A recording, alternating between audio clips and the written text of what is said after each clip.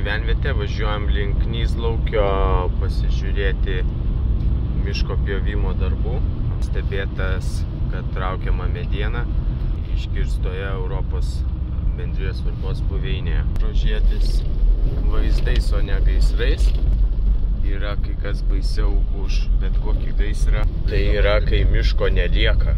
Ir už tai atsakinga ne kas kita, bet urėdija. Viena kirtavietė.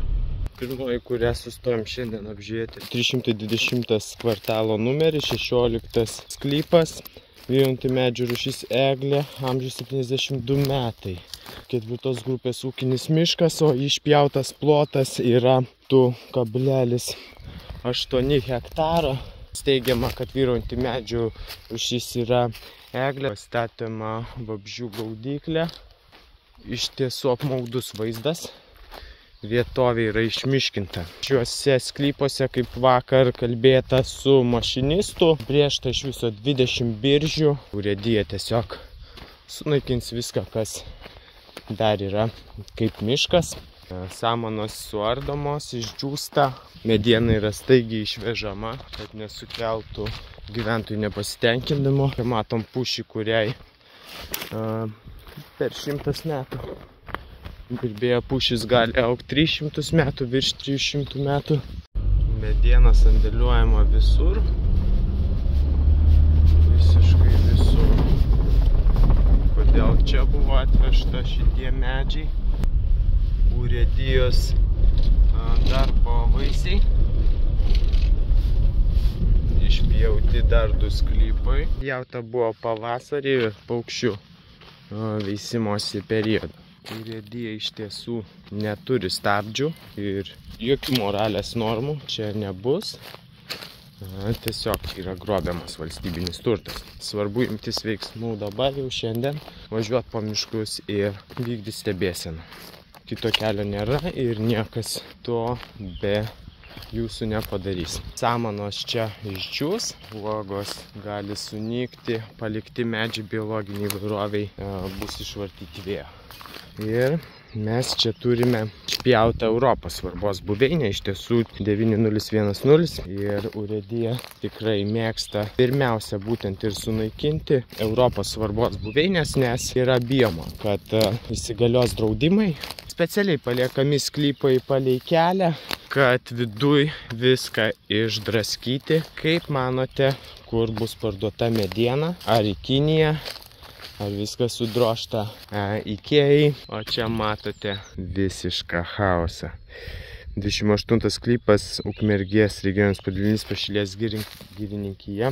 Matomas miško naikinimo kombainas ir yra naikinama gamta paukščių veisimosi periodu. Kodėl? Išlipkime ir pasikalbėkime su valstybinių miškų išmiškintojais. Čia miškas, čia vadinamas miškas. Labą dieną, iš Girių inspekcijos Laurynas Žemaitis. Jo, tai mes užfiksuosim vietą, nusimsim koordinatės, kas čia buvo per darbai atlikti. Ir paprašysime iš urėdijos darbuotojų leidimų, kad parodytų, ar čia teisėtai viskas. Aš ne prie girininkėjų, nei prie laukiu mašiną krautų, tuoj atvažiuosiu ir va krausiu medį. Sako, kas sunaikyta? Europos svarbos buveinė. Kodas yra 9010. Inventorizuota Europos svarbos buveinė. Vakarų taiga vadinasi. Vakarų taiga yra prioritetiniam sąraše kaip buveinė. Tai yra mūsų visų valstybiniai miškai, kurie priklauso kiekvienam Lietuvos piliečiui. Man, tau, visiems. Urėdija gavusi patikėjimo teisę, ją būtent išnaudoja štai taip. Matote mašinistą, visi mes su juo pašnekėti. Labą dieną! Laurynas Žemaitis iš Girių inspekcijos. Gal galim paprašyti leidimo jūsų, kas čia dabar vykdomi, kokie darbai? Galit pažiūrėti mano pažymėjimą, prašau. Viešoji įstaiga Girių inspekcija. O jūs galit prisistatyti, kas esat? Panašu? Jo. Gintaras ką? Nefilmuot, traktorius filmuoja. Ne, tai viskas gerai. Mes renkam medžiagą dėl sunaikintų Europos svarbos buveinių. Bandome aiškintis, ar šita veikla yra teisėta ir kodėl tai vykdoma paukščių veisimosi periodu. Buvo užfiksuota, kad tai yra valstybinė miškų urėdija. Klausimai yra valstybinės miškų urėdijos administracijai, o ne man. Taip, supratau. Tai gerai, tai mes tada palaukiam administracijos, kol bus pateikti leidimai, jeigu jūs neturi. Internetą pasiskambink. Tai gerai. Viską paaiškinus. Galit pasakyti kontaktą, kas turi leidimus? Internete. Ar senai čia dirbate? Kada pradėjote pjovimo darbus čionai? Ukmergės, supratau. Kiek dar planuojama yra išpjauti teritorijų čia? Viską, kas atsakingi už tokius miškotvarkos projektus. Nereikia jums miško? Jūs čia negyvenat? Klausiu žmonių, klausinėjęs mane, vadinamų žmonės, ateina ir lenda pas mane. Ko jūs ne manęs lenda? Aš vis tiek savo darbą. Ne, ašgi ne inžinierius, ašgi ne sprendžiu miškų ploto. Aš dirbu savo darbą. Ateina ir aiškina. Tu viską turi. Dažnai ateina aiškint? Dažnai, ne? Penktas ar šeštas. Irgi reikia suprast, kad nėra kaip tvarkytis kitaip su šituo reikalu. Gudrus išmagau. Liek. Kažkodį medį. Matai? Nu tu gudrus išmagau. Suras tokį priemonį, kad tą vabalą sustabdytum, kad tie spygliuočių miškai nežūtų. Priemonė paprasta. Pjaunat europinę buveinę, o sukišama vien eglės ir tankiai. Tai yra veisykla tų vabalų. Kaip padaryti, kad nežūtų? Miškas žūsta tik vienu būdu, kai atvažiuoja va toks traktorius ir jis yra sunaikintas. Šalia auga, žiūrėkit, ir pušis auga, ir beržas auga.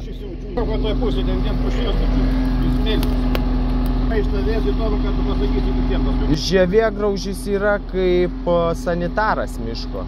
Jisai palaiko įvairovę. Žalius medžius pjauna. Skambinam į Ukmergės regioninį padalinį. Šysime leidimų. Tokios pušys verčiamos. Skruzdėlės viskai bando palikti namučius. Bandome skambinti Virginijus Šalčiūnas, vadovas Ukmergės skyriaus. Šalčiūnas, klausau, padalinio vadovas. Taip, malonu, Laurinas Žemaitis iš VŠI girių inspekcija. Čia prie Knyslaukio radom valstybinius miškus dabar pjaunama paukščių veisimosi periodu. Čia Europos svarbos buveinės inventorizuotos buvo pjaunamos, tai ar yra tie leidimai ir kiek dar planuojama čia, kaip sakant, išmiškinti šitą teritoriją pavasarį, tai mažų mažiausiai neetiška atrodo tokia veikla. Tai klausimas, kodėl taip daroma, ar čia badas dabar, badmetis, nėra ką valgyti jum, kaip galim padėti? Kažko klausite, tarsi konstatuojat situaciją, Klausimas, kodėl naikinamas miškas pavasarį paukščių veisimosi periodu?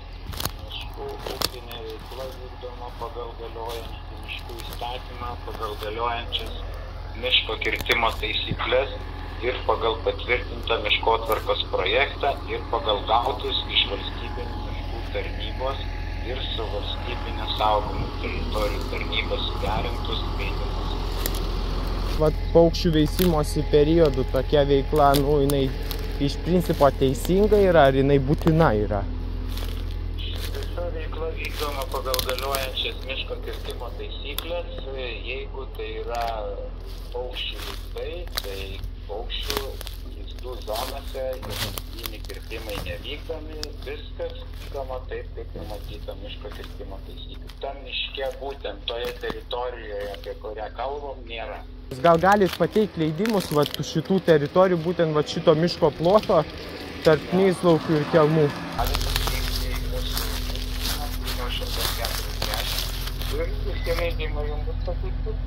Gal jūs galėtumėte atvykti į vietą ir supažindinti su savo veikla, rodyti teritorijas, kurias dar planuojat išmiškinti, nes čia ir kaimynai klausia, yra neramu žmonėm. Galime atvykti ir aprodyti, aišku, šitą darbotvarkę reikėtų iš anksto suderinti, o dabar šiandien yra kiti planai, bet to kaip tik jūs paskambinot lygiai tą pačią minutę, kaip Seime prasidėjo konferencija, būtent šitom temom, apie ką jūs kalbate. Tai tikrai būtų vertinga įsijungti Lietuvos Respublikos Seimo tiesioginę transliaciją ir va kaip tik kalba Paškevičiūtė šiuo metu kalba. Tai aš suprantu, kad toks ir yra tikslas.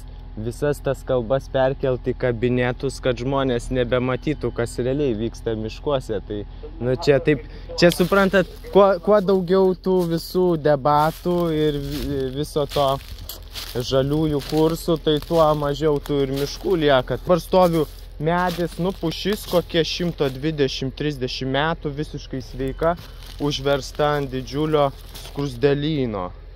Tas plynas kirtimas, toks visiškas sunaikinimas, čia nėra būtinas. Jūs skatina taip daryti, ąžuolas nupjautas, reiškia šaka nulaužta viršūnė.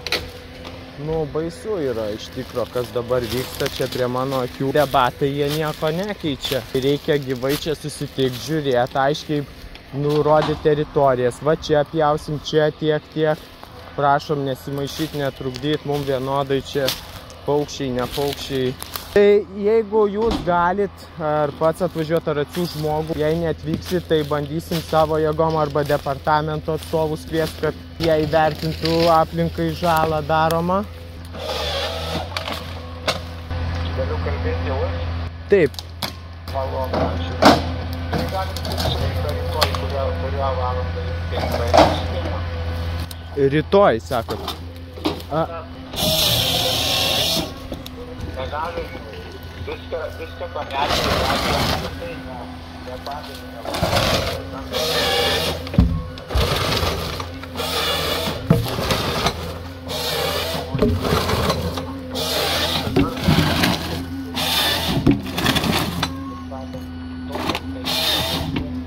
valandos ar už 3 ar rytoj kažkas pasikeis, manau, tai sutarėm valandą rytdienai ir susitinkam. Supratau, o sakykit, traktorius gali dirbti, kai yra žmonių valstybinė miške pagal taisyklės kirtimo? Jeigu žmonės ateina į pavojingą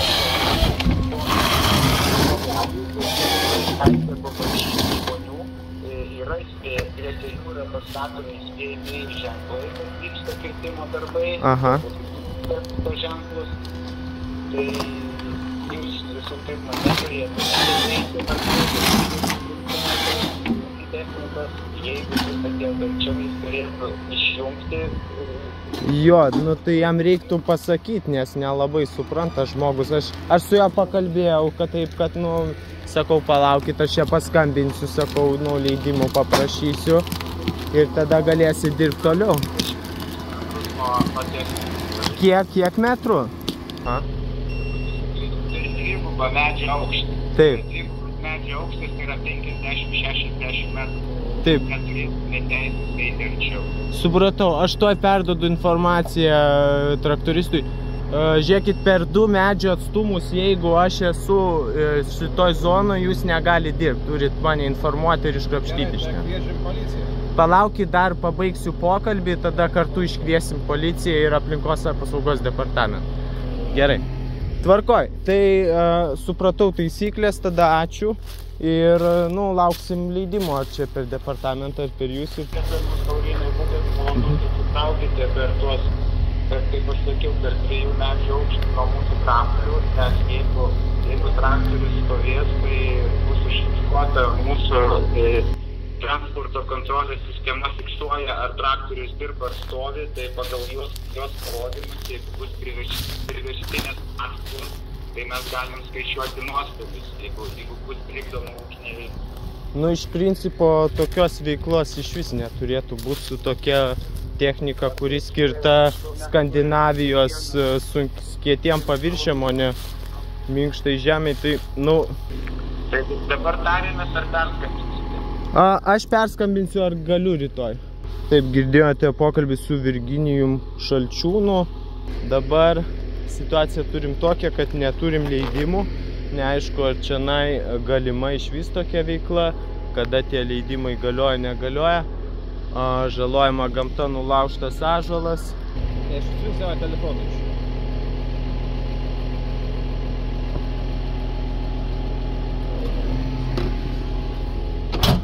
Štai tokios geležinės replės naikina Lietuvos gamtą ir paukščių namus.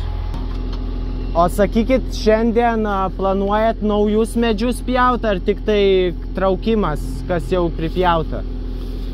Nes rytoj mes susitinkam su girininku, jeigu jis aprodo viską ir leidimus parodo.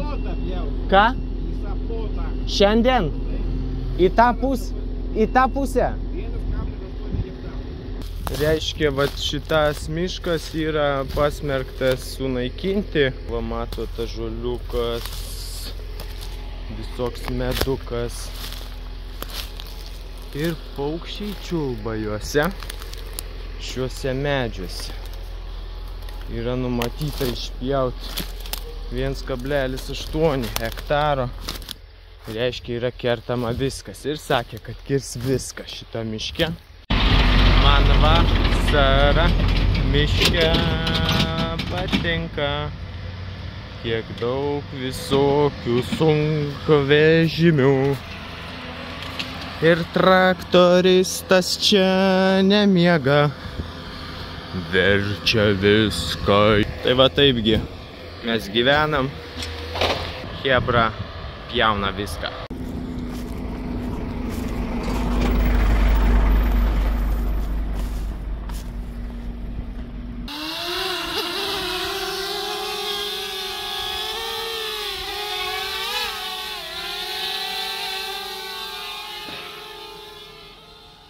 Viena po kitos važiuos ir kraus medžius.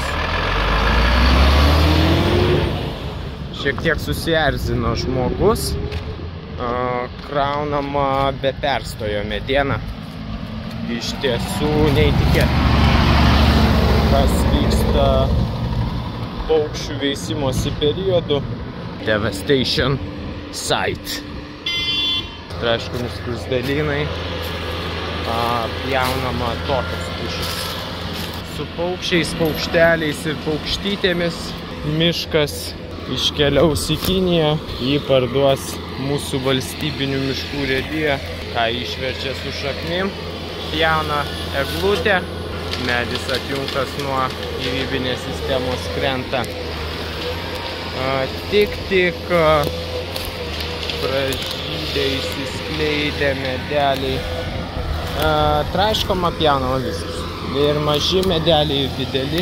Formaliai traktorius neturėtų dirbti, kai aš vaikštau čia. Jiem vienodai. Mes pasiliksime čia ir fiksuosime, kiek tik galima daugiau veiksmo. Iš šito pragaro mediena kraunama. Vienintelis būdas apsaugot dar šitą miško plotą yra tiesiog apsigyvenčiai.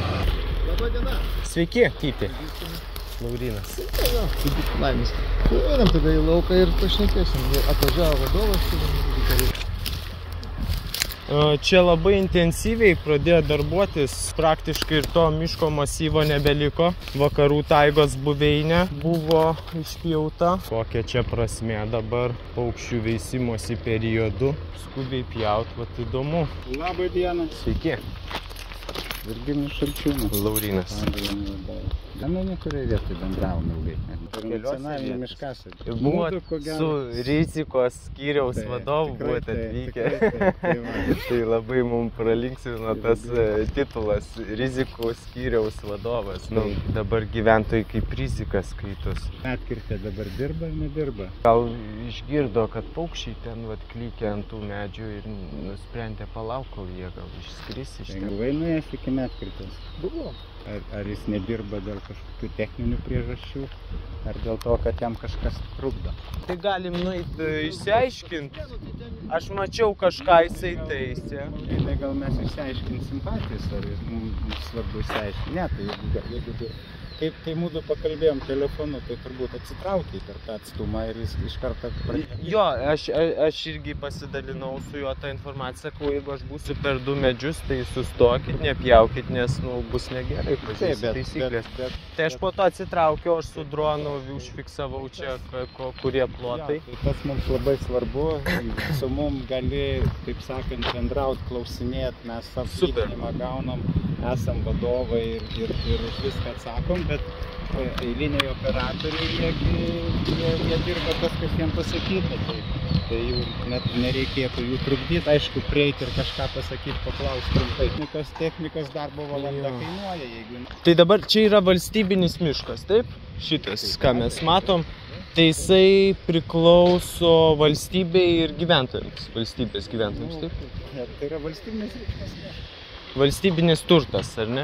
Kai išpjautas bus plinai šitas plotas, sklypo ir žemės vertė iškart nukris. Nes Laurynai mes nesitarėm dėl įrašo.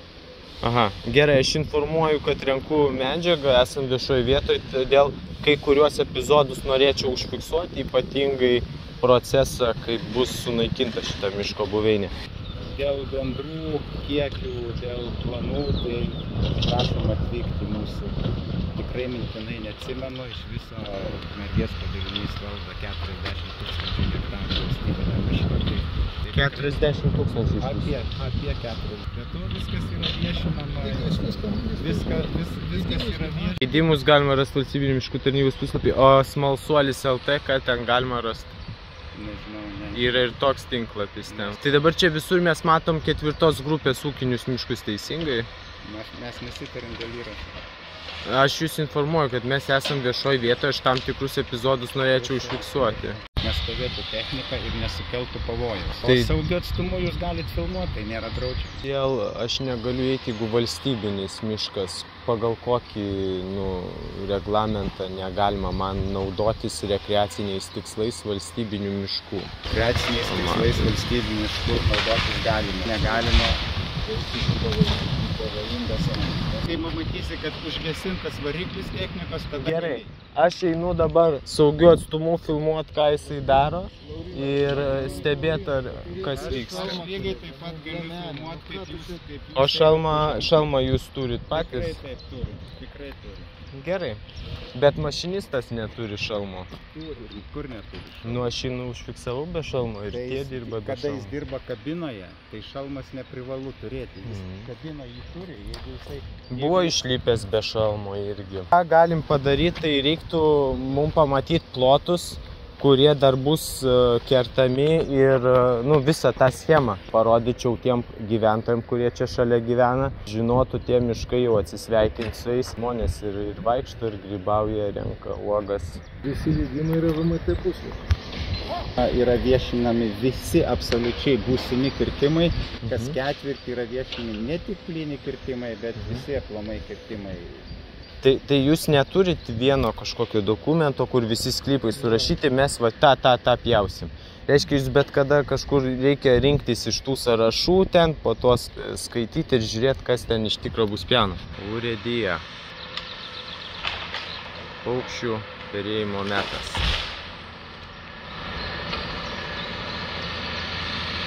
Anksčiau pjaudavo pavasarį, vasarą. O tai kodėl tada draudžia, viena miške draudžia tokią veiklą, kitam ne? Mesgi ne Seimo nariai, ne politikai, mes neformuojam politikos, mes esam darbuotojai pasamdyti. Kiek už tokią pušį galima uždirbti? Mesgi ne privatiniai, mes neskaičiuojam uždarbio pagal. Nu jo, labiausiai tai mišką reikia saugot nuo pačios valstybės. Net privatininkai neišprievartauja žemės, kaip baisu. Matėt filmą Avataras? Buvo toksai. Bet labai panašiai dabar vyksta.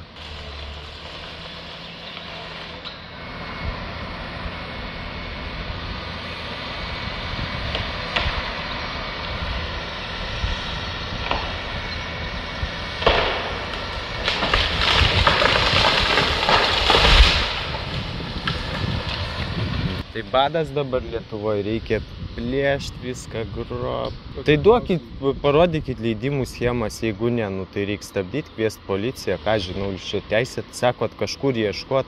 Tai turit, visi specialistai esat, rodykit leidimus, pasakokit, kaip čia gerai daro, čia labai būtina. Jums jokių emocijų nėra dėl to. Taip su žemė elgėsi valstybės dar. Mūsų, ateities sąskait, kur vaikai vaikščios po plynės, jūsų tas šabakštynus. Neturit schemų? Ar turit?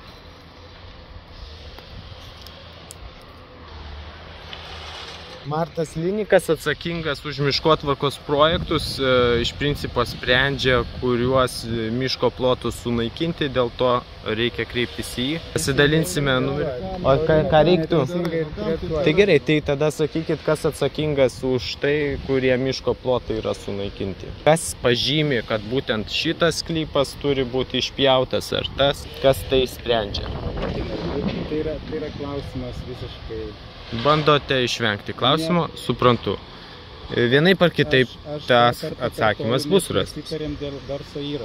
Gerai, nerašom. Ar jūs manote, kad jeigu aš viešinsiu, kad jūs bandysit susidorot kažkokiu būdu dėl to, ar kaip? Jūs negalite viešinti. Kodėl? Dėl to, kad aš fizinis asmuo. Jūs esat pareigūnas, taip? Dirbate valstybiniai įmonė. Ne, aš ne pareigūnas. Vienas iš jūsų komandos sakė, kad pareigūnas, o jūs jau ne pareigūnas. Jūs ar patys žinot, kas jūs esat? Ar jūs esat žmogus? Atrodot kaip žmogus?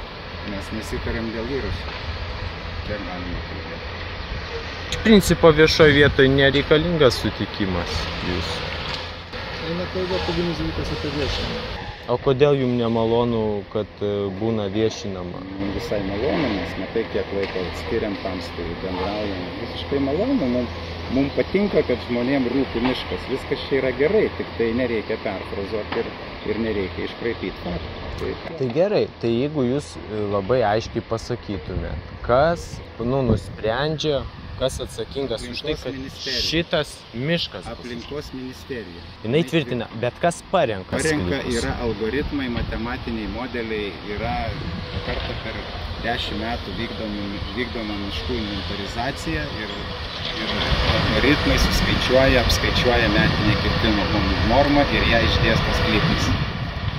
Tai dabar reiškia pagal kažkokias matematinės formulės yra išskaičiuojamas sklypas, taip teigia. Įsitarėm dėl garso įrašo. Kviečiam jums patogiai laiku atvykti į mūsų įstaigą. Visi planai, visos schemos, visi miškotvarkos projektai.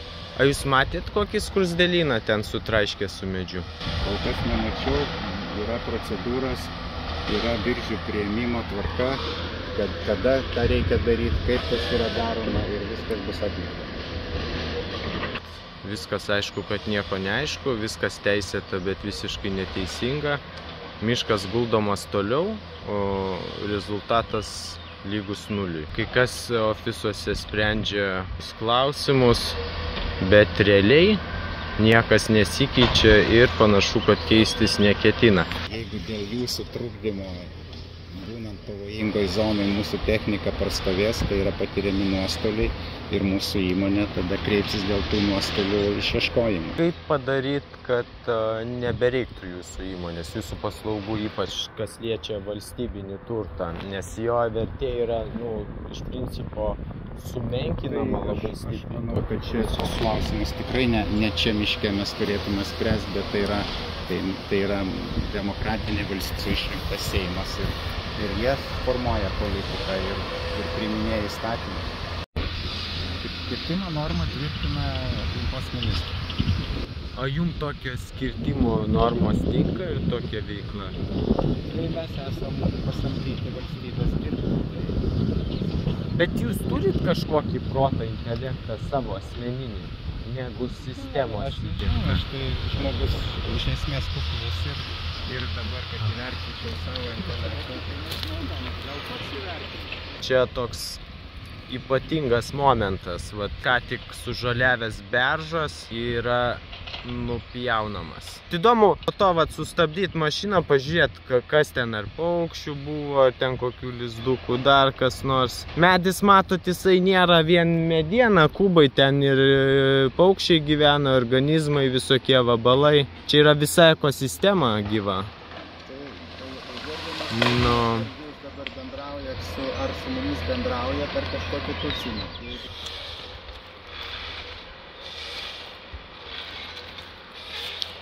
Išmiškinimas vyksta toliau. Ši teritorija bus sunaikinta greitų metų. Šios pušys ir visa ekosistema bus sutraiškyta. Krenta tiek maži, tiek dideli augalai, žiūrint į nieką. Fotografavimą kirtimo leidimą. Tai yra Lietuvos valstybinis miškas. Ir paskutiniai gražiausi ploteliai yra naikinami paukščių veisimosi periodu. Krenta medžiai, laimingo, laimingo, sustabdykit laimingo, kitą mašiną laimingo. Ši giria pasmerktas būti sunaikinta. Per šiandien ją planuoja visą išnaikinti, išpjauti. Ir matote mašinistą, kuris bando tvarkyti savo pjovimo techniką. Todėl tikėtina, kad mes galim prieiti ir pasižiūrėti, kas tai vyksta. Mes girdime fone paukščius, paukščių balsus, net ir šalia veikiančio traktoriaus. Ieškau būdų ir su savanoriais mes ieškom būdų, kaip sustabdinti šį miško naikinimą. Kol kas galimybių veikti nėra daug, nes pramonės apetitas auga, o atsakingų nėra. Atvažiavę urėdijos atstovai sako, keiskit politiką, politikai sako, mes sustabdyti kirtimų negalim. Iš pradžių ateina, sunaikina žmonės lazdynus ir pomiškį, po to atvažiuoja sunkioji technika ir išnaikina visus kitus medžius. Na, o yra mediena tarkuojama toliau. Čia girdim dar paukščius čiulbančius, kurie greitai nebeteks savo namų. Ir tai yra valstybinių miškų urėdija, kurią patikėjimo teisė gavo valdyti Lietuvos miškus. Patys spręskit, kokio miško jūs norit ir metas galvoti, kaip atimti teisę iš destruktyvios įmonės, kuri vadinasi valstybinių miškų urėdija. Daugiau čia nėra ką veikti. Miškas bus sunaikintas. Aš padariau, ką galėjau šiandien. Buvo pakviestas vyriausiasis girininkas. Viskas yra įteisinta, nes tai yra 4 grupės miškas. Čia buvo sunaikintas ir Europos svarbos buveinės, ir kiti vertingiausi šio regiono miškai. Su jumis buvau aš, Laurynas, iš VŠI girių inspekcija. Darom, ką galim. Bandom ieškoti būdų, kaip stabdyti, fiksuojam pažeidimus, vardus, pavardės. Tai, kad yra tokia veikla įteisinta, nereiškia, kad jinai yra teisinga. To turime visi imtis veiksmų, kad tai sustabdytume. Reikia, kad jaustų, kad mes filmuojame ir stebim visą laiką.